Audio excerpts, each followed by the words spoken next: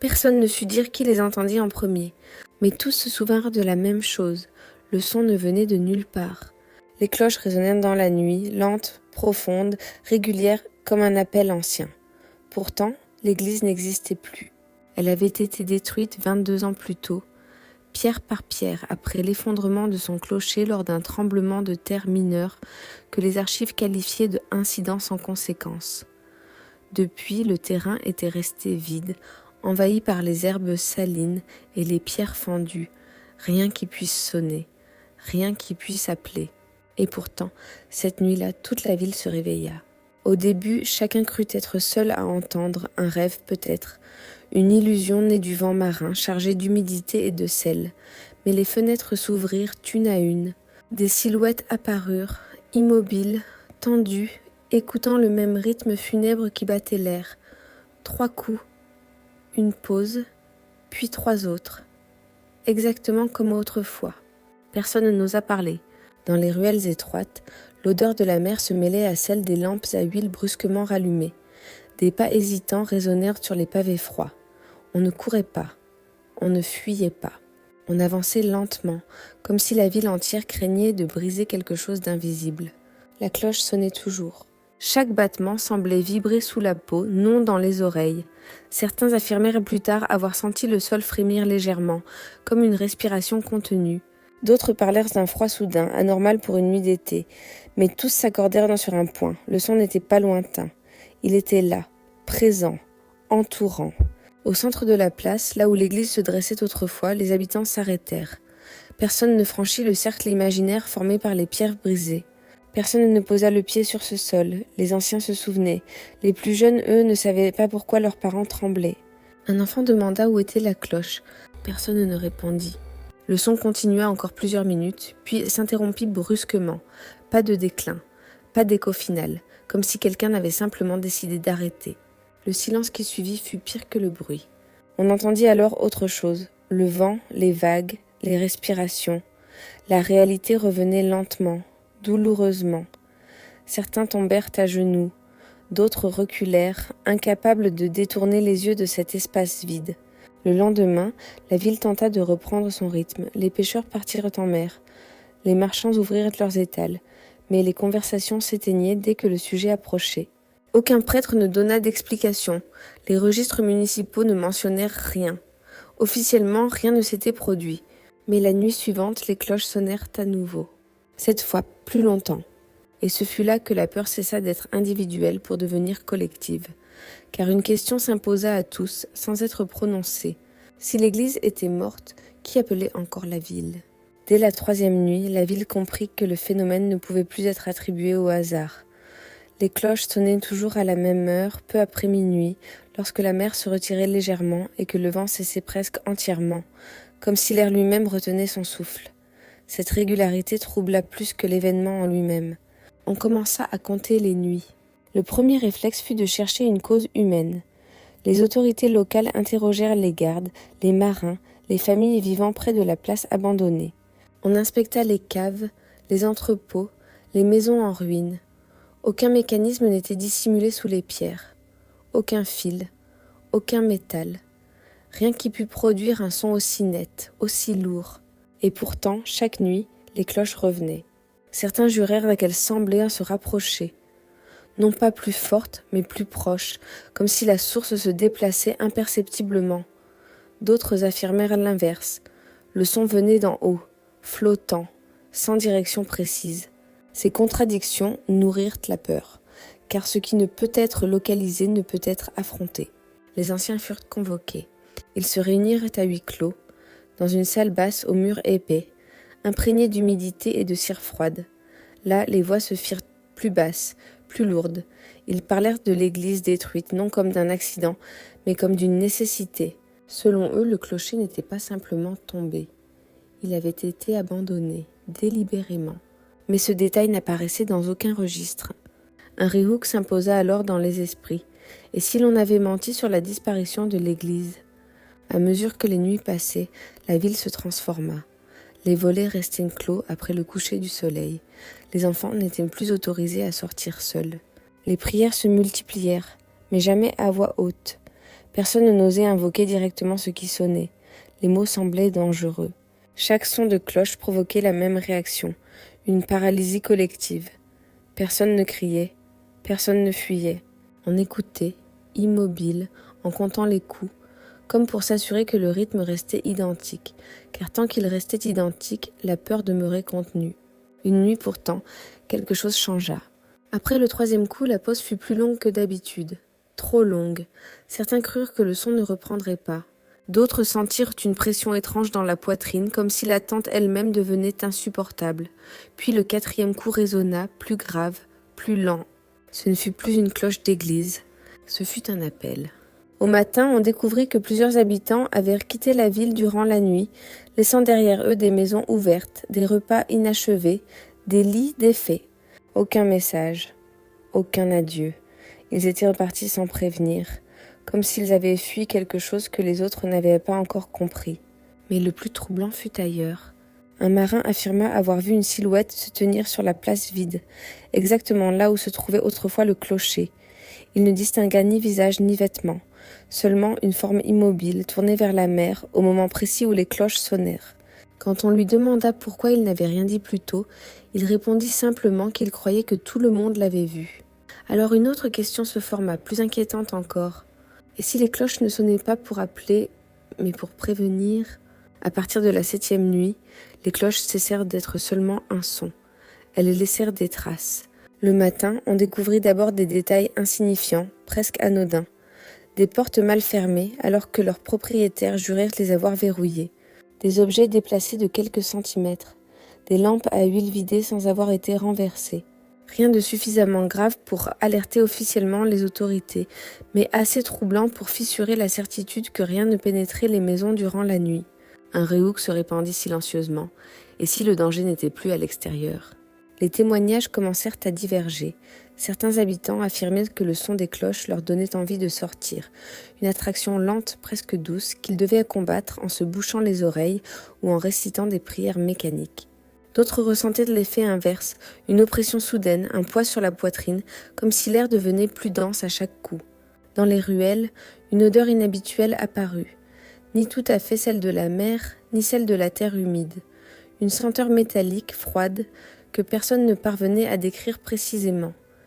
Elle semblait se déposer sur la peau au petit matin, persistante, tenace. La ville tenta alors une première réponse collective. Une nuit, lorsque les cloches commencèrent à sonner, plusieurs hommes sortirent volontairement de chez eux. Ils se regroupèrent à distance de la place, tenant des torches allumées, décidés à ne plus subir passivement. Leur présence fut silencieuse, presque solennelle. Aucun cri, aucun défi. Simplement des corps éveillés, refusant de se cacher. Le son continua. Plus lent, plus profond. Les torches vacillèrent tant sans raison apparente. Certains jurèrent que la lumière semblait être absorbée par l'obscurité au lieu de la repousser. Malgré cela, le groupe tint bon, observant l'espace vide où l'église avait autrefois dominé la ville. Puis l'un d'eux tomba à genoux. Il ne cria pas. Il ne demanda pas d'aide. Il posa simplement ses mains sur le sol comme pour vérifier quelque chose. Lorsqu'on lui demanda ce qu'il ressentait, sa voix tremblait à peine. Il affirma que la pierre était tiède, anormalement tiède pour une nuit sans soleil. Après cet instant, personne ne resta dehors. Le lendemain, on découvrit sur la place des marques circulaires, presque imperceptibles, comme si la pierre avait été polie par un frottement répété. Aucun outil n'aurait pu produire ces formes régulières. Les autorités tentèrent de les faire disparaître, mais les traces revenaient, nuit après nuit, toujours au même endroit.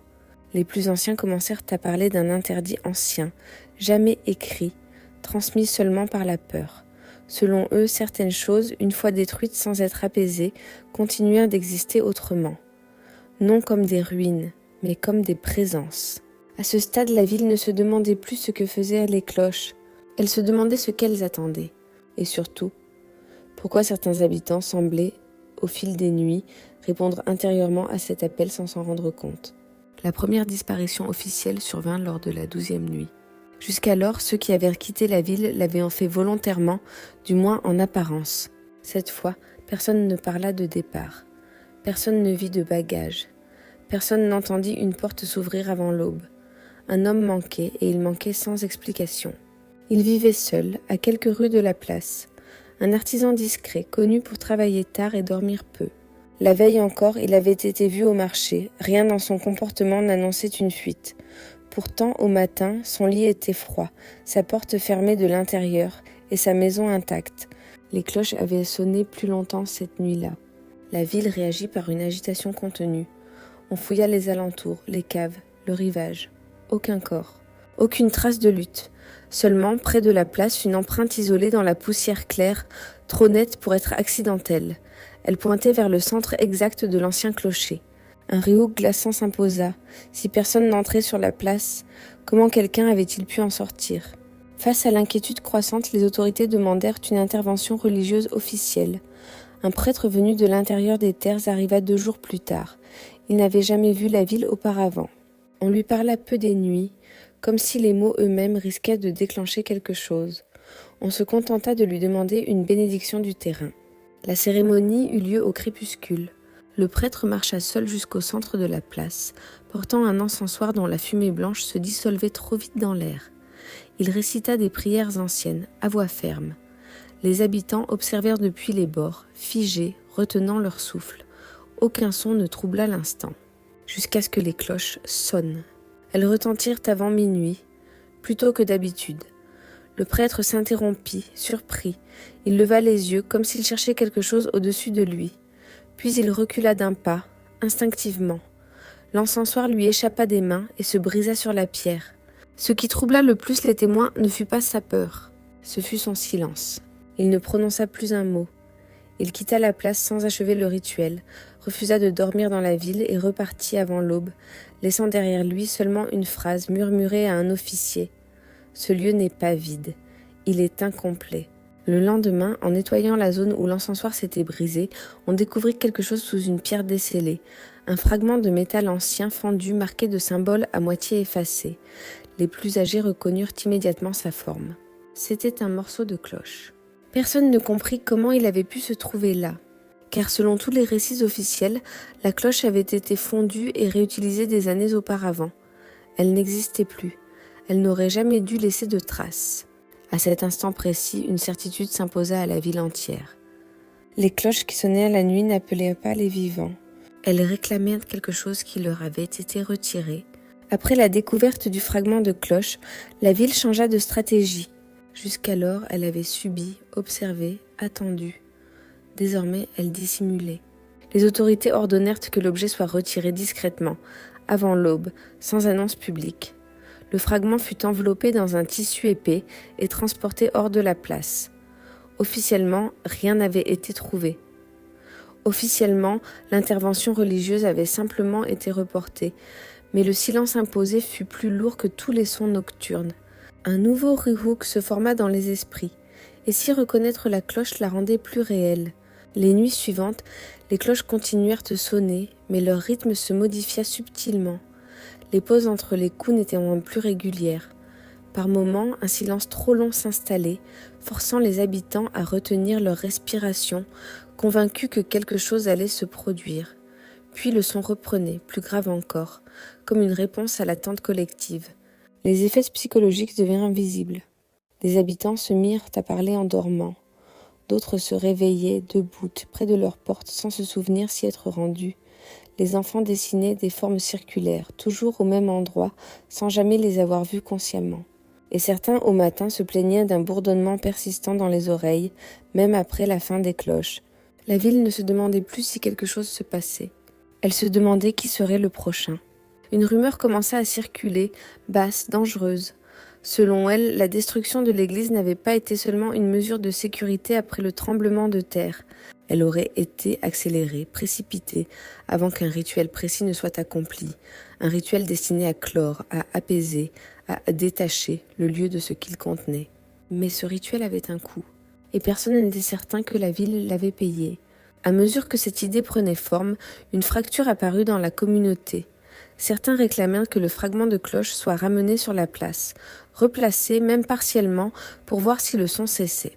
D'autres refusaient catégoriquement, convaincus que ce serait une invitation irréversible. Les discussions se faisaient à voix basse, porte close, comme si les murs pouvaient en écouter. Chaque camp accusait l'autre de mettre la ville en danger. l'un par l'inaction, l'autre par la provocation. Puis, lors de la 16e nuit, les cloches sonnèrent d'une manière totalement différente. Un seul coup. Long, étouffé, si profond qu'il fit vibrer les vitres. Et plus rien. Le silence qui suivit ne fut pas un soulagement. Il fut interprété comme un avertissement. Au matin, on découvrit que la mer s'était retirée plus loin que d'habitude, laissant apparaître des roches jamais vues auparavant, couvertes de marques semblables à celles de la place. La même forme, le même cercle. La ville comprit alors que le phénomène ne se limitait plus à l'espace de l'ancienne église. Il s'étendait. Et une question devint impossible à ignorer. Qu'arriverait-il si la ville continuait à refuser de rendre ce qui avait été pris ? La 19e nuit fut précédée d'un calme trompeur. Durant la journée, la ville sembla presque normale. Les marchés reprirent une activité prudente. Les voix s'élevèrent légèrement, comme si chacun voulait croire que le silence des cloches la nuit précédente marquait une fin. Mais sous cette façade, une décision mûrissait, lente, lourde, impossible à formuler à haute voix. Car tous avaient compris la même chose. Rien ne cesserait tant que quelque chose ne serait pas rendu. Le fragment de cloche, dissimulé hors de la ville, devint le centre d'un débat muet. Aucun conseil officiel ne fut convoqué, aucun vote ne fut organisé. Pourtant, au fil des regards échangés et des phrases interrompues, un consensus tacite se forma. La pièce devait revenir sur la place, là où le clocher s'élevait autrefois, mais pas seulement elle. Un riouk glaçant traversa la communauté. Le rituel manquant exigeait-il plus qu'un objet ? À la tombée de la nuit, un groupe se forma, ni soldats, ni prêtres. Des habitants ordinaires, choisis non pour leur courage mais pour leur disponibilité silencieuse. Ils portèrent le fragment enveloppé, ainsi que d'anciens objets récupérés dans les maisons, cierges, cordes, livres abîmés, souvenirs liés à l'église disparue. Personne n'annonça ce qu'ils allaient faire. Lorsqu'ils atteignirent la place, l'air était immobile, trop immobile. Le ciel semblait bas, écrasant, sans étoiles. La mer, au loin, ne produisait aucun son perceptible, comme si le monde entier attendait. Ils déposèrent les objets au centre exact du cercle de pierre. Les cloches sonnèrent immédiatement. Pas une cloche, plusieurs sons superposés, discordants, comme si des fragments tentèrent de recréer une unité perdue. Les habitants restés en retrait se figèrent. Certains se couvrirent les oreilles, d'autres tombèrent à genoux sans comprendre pourquoi. Alors, l'un des participants sentit le sol vibrer sous ses pieds. Une fissure apparut, fine, presque élégante, traçant un cercle parfait autour des objets déposés. De l'intérieur monta une odeur ancienne, lourde, mêlant pierre humide et métal oxydé. La chaleur devint perceptible, insupportable. Quelqu'un cria enfin. À cet instant, une certitude terrifiante s'imposa à tous. Ce qui se manifestait n'était pas une présence étrangère. C'était quelque chose que la ville avait autrefois contenu, puis abandonné sans l'achever. Le son atteignit son apogée. Puis, brutalement, tout s'arrêta. Le groupe sur la place disparut du champ de vision des témoins, non pas englouti, mais masqué par une obscurité soudaine, dense, circulaire. Quand elle se dissipa quelques secondes plus tard, la place était vide. Les objets avaient disparu. Le sol était lisse, et les cloches ne sonnèrent plus. La ville passa le reste de la nuit sans dormir, attendant le retour de ceux qui étaient entrés dans le cercle. Personne ne vint. À l'aube, aucune trace ne permettait de comprendre ce qui s'était produit. Mais une question plus lourde que toutes les autres demeurait. Le silence était-il enfin une délivrance, ou le signe que le prix avait été payé ? Le silence dura. La première nuit, sans cloche, fut vécue comme une épreuve plus que comme un soulagement. La ville resta éveillée, attentive au moindre son, au moindre frémissement de l'air, mais rien ne vint, ni appel, ni avertissement, seulement le bruit habituel de la mer et le souffle du vent nocturne redevenu presque étranger après tant de nuits suspendues. À l'aube, l'absence des disparus devint définitive. On ne retrouva ni corps, ni objet, ni traces. Les autorités parlèrent d'un accident, d'une fuite collective, d'une erreur de jugement. Les versions se contredisaient, mais une chose était claire. Aucune enquête ne serait menée. La place fut rapidement nettoyée, pavée à nouveau, comme si l'on voulait effacer toute possibilité de souvenir matériel.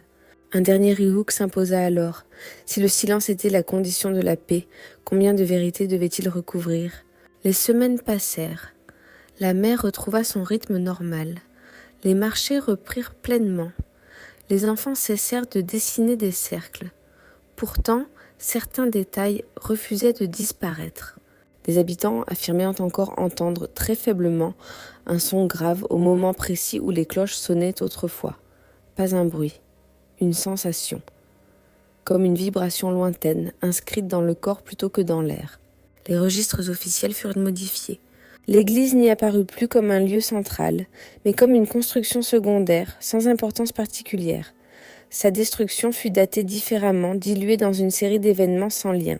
Quant aux nuits des cloches, elles ne furent jamais mentionnées, pas même comme rumeur. La mémoire, elle, suivit un autre chemin. Dans certaines familles, on transmit des règles non écrites. Ne jamais rester sur la place après le coucher du soleil. Ne jamais compter les sons la nuit. Ne jamais chercher à combler ce qui a été volontairement laissé incomplet. Ces consignes étaient redonnées sans explication, comme des gestes appris par le corps avant les mots. Des années plus tard, un voyageur nota dans son journal une phrase étrange après avoir passé une nuit dans la ville. Il écrivit que le silence y était trop précis, comme s'il occupait un espace autrefois rempli. Son témoignage resta isolé, sans suite, car la ville avait choisi.